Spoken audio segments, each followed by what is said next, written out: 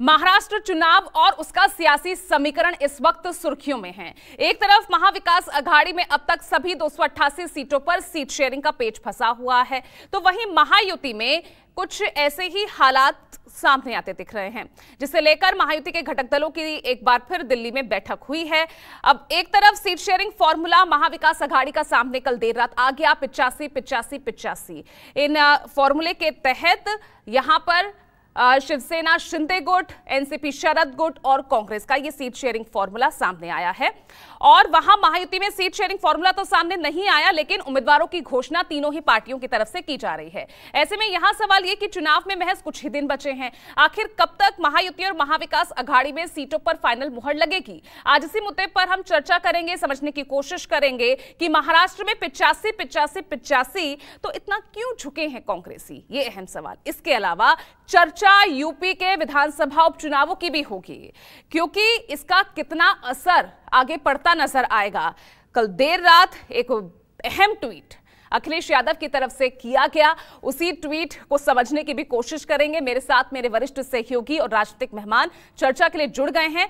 आगे बढ़े उससे पहले सुनिए सियासी गलियारों में किस तरह की चर्चाएं और क्या कुछ राजनीतिक प्रतिक्रियाएं सामने आई।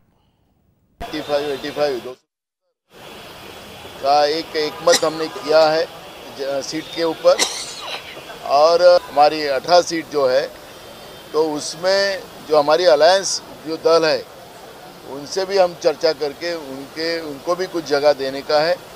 और ये कल हम लोग पास में ये बाकी सीटों पे भी हमारा क्लियरेंस हो जाएगा, और महाविकास अघाड़ी करके हम लोग ये चुनाव लड़ने जा रहे हैं। लोकसभा में हमने ये प्रूफ करके दिखाया है, प्रूफ किया है कि उनसे ज्यादा वोट से उनसे ज्यादा सीटें लोकसभा में धनुष्यबाण ने जीती हुई है, इसलिए विधानसभा में वही रिपीटेशन होगा। आंकड़ा तो फिक्स है, पर अभी हम लोग बता नहीं पा रहे। 18 सीट ये हम लोग अपने अलायंस पार्टनर के लिए रखे हैं, ये चेंज करने का आपस में वो कल होगा। हम तो ज्यादा से ज्यादा सीटें लड़ना चाहेंगे।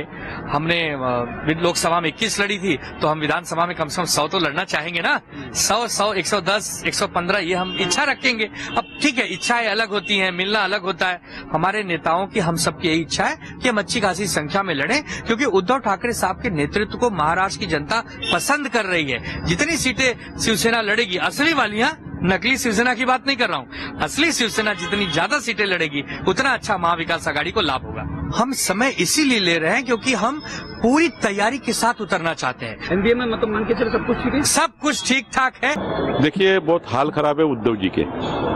मुझे तरस आता है कि उद्धव जी ने ऐसी हालत क्यों कर ली।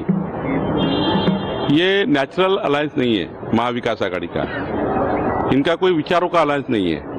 ये अलायंस केवल हमारे खिलाफ कोई युति बनाने के लिए बनाया है।